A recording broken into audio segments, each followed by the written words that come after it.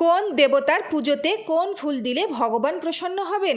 আমাদের যেমন পছন্দ অপছন্দ রয়েছে, ঠিক তেমনই আমাদের দেবতাদেরও পছন্দ অপছন্দ, ফুল ফল দিন ইত্যাদির বর্ণনা রয়েছে আমাদের শাস্ত্রে। তাই আমাদের আরাধ্য দেবদেবীদের প্রসন্ন করতে অবশ্যই তাদের পছন্দের ফুল দিয়ে পুজো করা উচিত।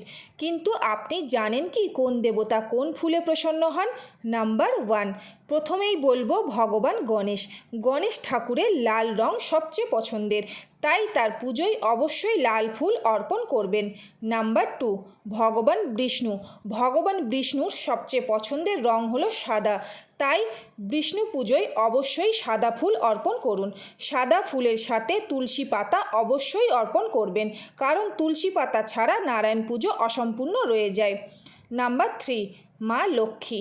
মা লক্ষ্মীর পূজায় অবশ্যই পদ্মফুল ব্যবহার করা উচিত।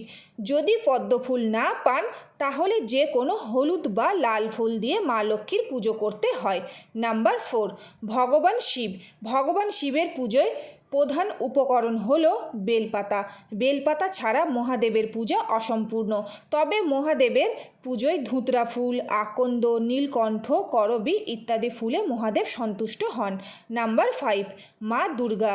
একবার রামচন্দ্র দেবীকে প্রসন্ন করতে নীলকমল অর্পণ করেছিলেন, কিন্তু নীলকমল সবসময় পাওয়া যায় না, তাই মা দুর্গাকে পদ্ম, স্থলপদ্ম, শিউলি এইসব ফুল দিয়ে পুজো করতে পারেন।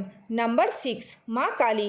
মা কালীর প্রিয় রং হলো লাল, তাই মা কালীর আরাধনায় লাল জবা অর্পণ করুন। নাম্বার 7, দেবী সরস্বতী।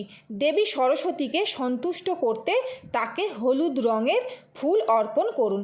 সরস্বতী পুজোতে হলুদ গাঁদা, বাসন্তী গাঁদা এছাড়াও পলাশ ফুল অর্পণ করতে পারেন।